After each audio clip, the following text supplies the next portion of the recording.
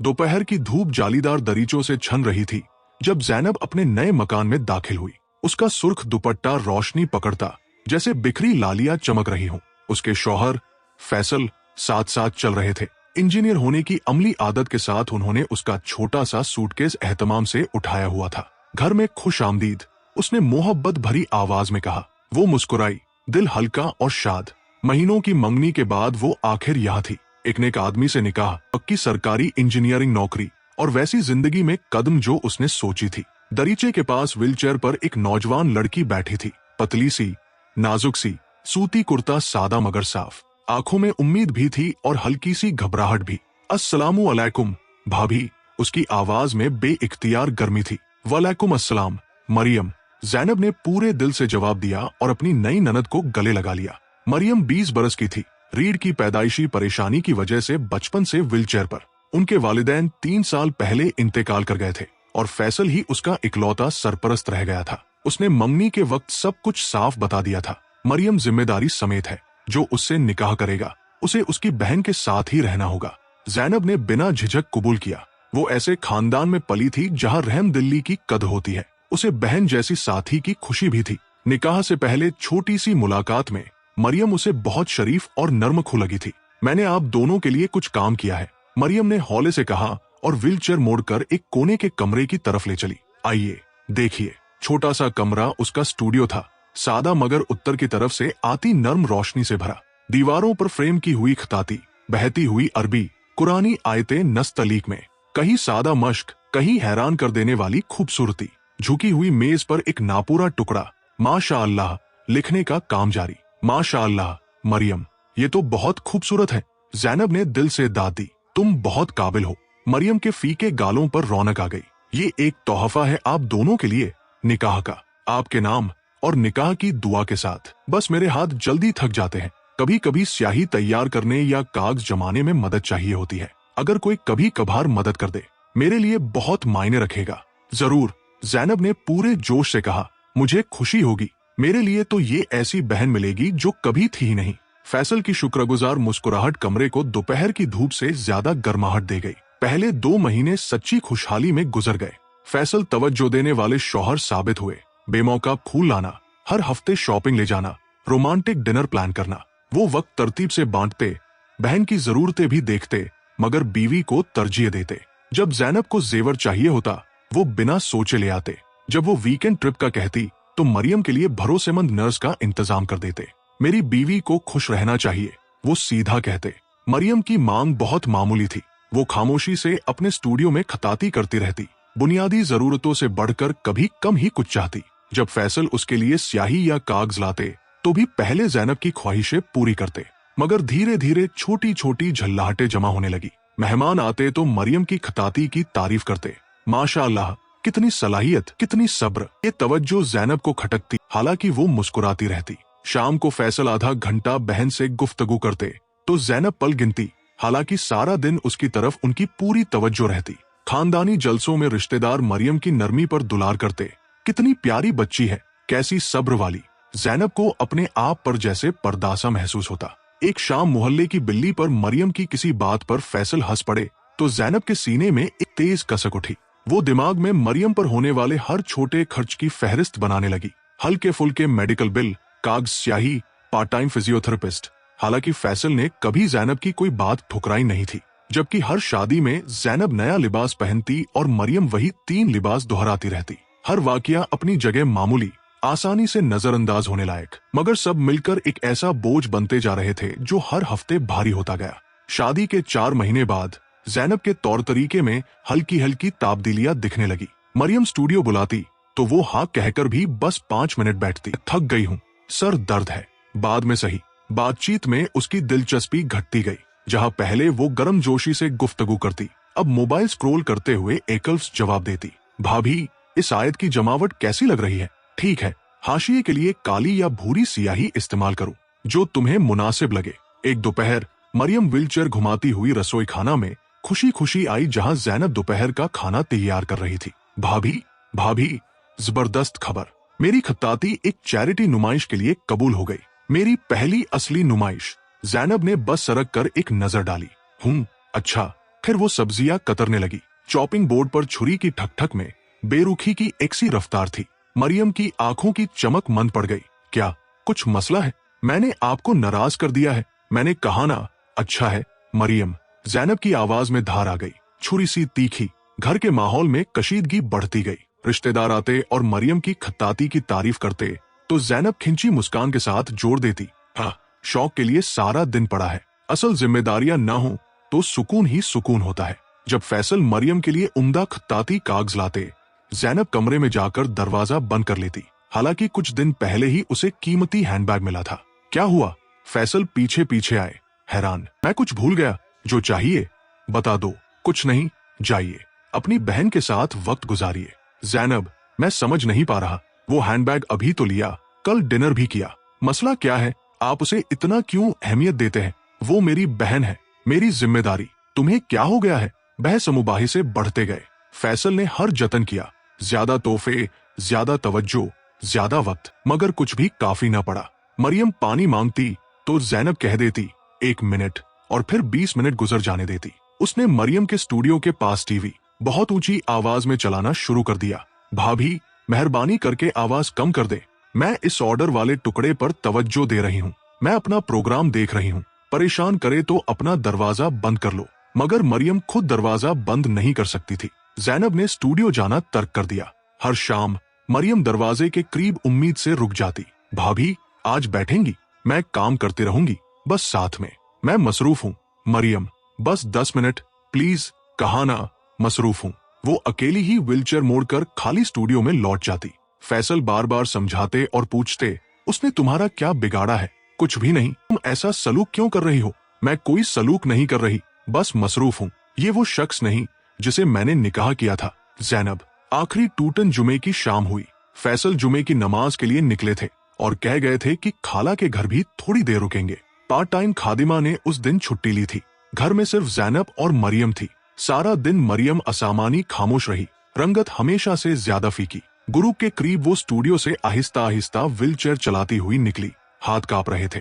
भाभी, उसकी आवाज कमजोर थी। तबीयत ठीक नहीं लग रही, कुछ गलत सा महसूस हो रहा है। मेहरबानी करके बस मेरे पास बैठ जाए, मुझे डर लग रहा है। ज़ैनब के अंदर कुछ फट पड़ा।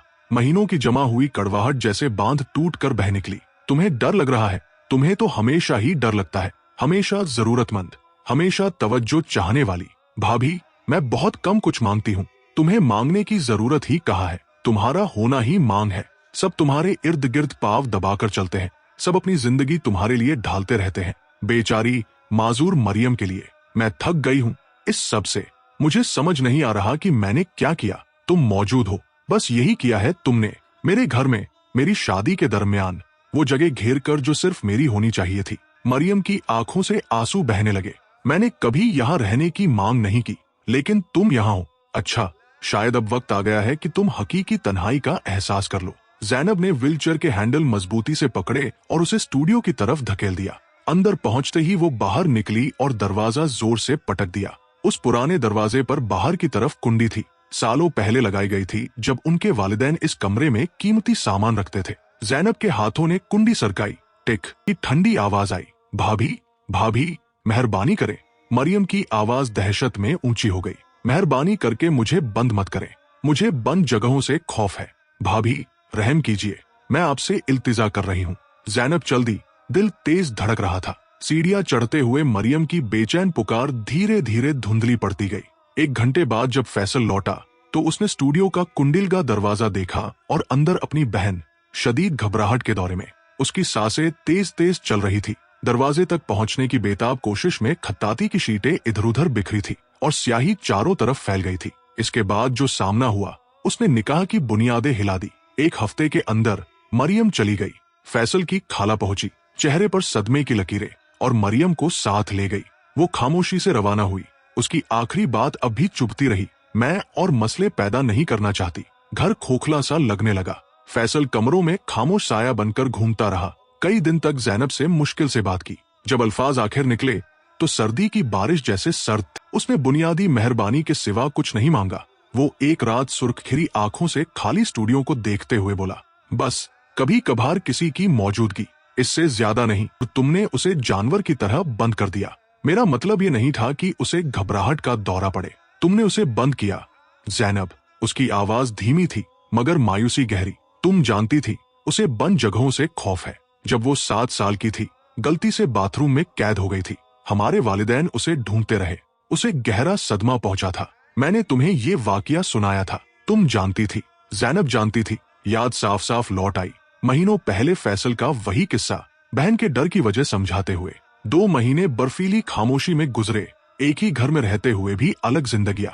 फिर एक मामूली मंगल की सुबह ज़ैनब रसोई खाना में घिर गई। दौरा अचानक आया, तेज झटका, फिर सियाही। होश अस्पताल में लौटा तो डॉक्टरों की तशखीस थी, कुछ हद तक बहाली मुमकिन है। वक्त और सख्त थेरेपी से फिर चलना हो सकेगा, लेकिन अभी कई महीनों की घराधारित बहाली दरकार है। मरियम का पुराना स्टूडियो ज़ैनब के बहाली एकमरा में बदला गया।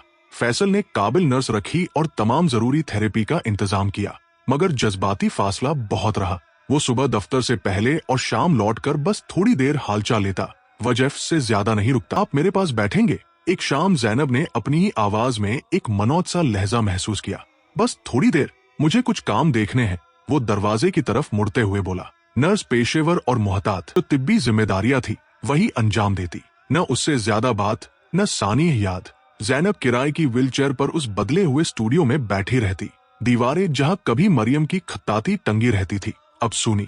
दिन आपस में घुलने लगे। सुबह की मशकें जो थका डालती, दोपहर की नींद जो सुकून न देती, शाम की दवाइयां जो बस वक्त गिनवाती। खामोशी घुटन बन गई। जिस चीज की उसे शदीद तलब थी, बस किसी की मौजूदगी। कुछ करना नहीं, कोई बड़ी बात भी नहीं, सिर्फ किसी इंसान का साथ, ताकि तन्हाई सहने लायक हो जाए। एक शाम शना सुनहरी ढलती धूप दरीचे से भर आई। वही रोशनी जिसमें मरियम काम किया करती थी। उसी लम्हे समझ जैसे लहर बनकर उठ पड़ी। यही कमरा, यही व्हीलचेयर, यही कुचल देने वाली तन्हाई, यही किसी की सादी मौजूदगी की बेहिसाब जरूरत, यही सब उसने मरियम पर ढाया था। ज़ैनब खाली स्टूडियो में अकेली रोती रही। समझ देर से आई, बहुत देर से। 6 महीने बाद जब ज़ैनब छड़ी के सहारे चलने लगी, फैसल ने खामोशी से बताया कि मरियम खाने पर आ रही है। जब मरियम दरवाजे से अंदर आई, पहले से दुबली मगर चेहरे पर वही नरमी, तो ज़ैनब के सीने में कुछ टूट सा गया। अस्सलामु अलैकुम भाभी। वालेकुम अस्सलाम। ज़ैनब की आवाज पुराने बर्तन की तरह दरक गई। मरियम, मुझे तुमसे कुछ कहना है, प्लीज। रुकते न रुकने वाले आंसुओं में उसने माफी मांगी। उसने अपना हसद, अपनी सख्ती, अपना अंधापन बयान किया। इकरार किया कि उसकी अपनी तकलीफ ने ही उसकी आंखें खोल दी, वो दर्द दिखा दिया जो उसने मरियम को दिया था। सबसे मुश्किल हिस्सा तन्हाई ही है ना? मरियम ने बहुत नरमी से कहा। उसकी आवाज में कोई इल्जाम नहीं था, खुद चैलेंज नहीं, बस उसके साथ अकेले रहना, कोई ना हो जो बोझ बांट ले। खामोशी में भी। हाँ, ज़ैनब ने फुसफुसाकर कहा। लफ्ज बमुश्किल निकला। मुझे माफ कर दो, मैं बहुत ज्यादा, बहुत बुरी तरह शर्मिंदा हूँ। मैं आपको मुआफ करती हूँ भाभी। मरियम ने सीधी सादा तरह से कहा, जैसे मुआफ करना दुनिया की सबसे कुदरती बात हो। उस शाम ज़ैनब फिर से सवरे हुए स्टूडियो में बैठी, जहां अब मरियम की खताती दोबारा सजी थी। दीवारें फिर नफीस हरूफ से जिंदा, और अपनी ननद का साथ देती रही जबकि वो नया टुकड़ा लिख रही थी। उन्होंने बहुत कम बात की, लफ्जों की जरूरत नहीं थी, मौजूदगी काफी थी, हमेशा से काफी थी। उस रात देर में जब ज़ैनब ने इशा की नमाज पढ़ी और आंसू रुकते न रुके, उसे आखिर अपने किए का पूरा बोझ समझ में आ गया। उसे आरामदेह घर मिला था, मोहब्बत करने वाला शौहर और ऐसी बहन जो बस साथ चाहती थी, मगर हसद ने उसे इन नेमतों से गाफिल कर दिया। उसी व्हीलचेयर में उसकी अपनी तकलीफ, वो कुचल देने वाली तन्हाई, ये अल्लाह की तरफ से आई हुई आईना दिखाई थी कि उसने क्या किया था। उसने खालिस तौबा की, बख्शिश मांगी, दुआ की कि अल्लाह उसके दिल को उस किने और कड़वाहट से पाक कर दे जिसने उसे जहरीला बना दिया था। अब उसे समझ आया कि हर नेमत एक इम्तिहान है, और वो नाकाम रही। यहाँ तक कि रंजिश ने उसे वो सिखाया जो उसे शुरू से समझ लेना चाहिए था। कुरान में हमेशा वही रहनुमाई थी जिसकी उसे जरूरत थी, अगर वो गौर करती। ए ईमान वालों, सब्र और नमाज से मदद मांगो, बेशक अल्लाह सब्र करने वालों के साथ है। 2:153। अगर उसने अस्ल वाला सब्र किया होता, अपने हालात पर सब्र, मिली हुई नेमतों पर शुक्र, तो उसका दिल कभी सख्त न होता। अल्लाह का हुक्म ये भी है, और अल्लाह की इबादत करो और उसके साथ किसी को शरीक ना करो, और वालिदैन के साथ एहसान करो, और रिश्तेदारों और यतीमों और मिस्किनों के साथ, और करीबी हमसाया और दूर के हमसाया, और तुम्हारे पास बैठे साथी। मरियम इसी सब में थी, रिश्तेदार, जरूरतमंद, घर की हमराह। जैनब को चाहिए था कि वो उस पर रहम करती और अपने शौहर की जिम्मेदारी में उसका साथ देती। तालीमात हमेशा वाज़ेह थी, आजमाइशों में सब्र, हमारी निगहदाश्त में रहने वालों पर रहम और अल्लाह के हुक्म के मुताबिक नेकी पर कायम रहना। उसने तीनों छोड़ दिए और बस अपनी ही दवाई चक्कर उसे वो इल्म मिला जो उसे पहले दिन से होना चाहिए था। ये थी आज की हमारी कहानी। दोस्तों, कैसी लगी आपको ये कहानी? जो महसूस हुआ नीचे जरूर लिखो, सब्सक्राइब करो और मिलकर जिंदगी के ये सबक सीखते रहें। अगली मुलाकात तक अल्लाह हम सब की रहनुमाई और हिफाजत करे। अस्सलामु अलैकुम।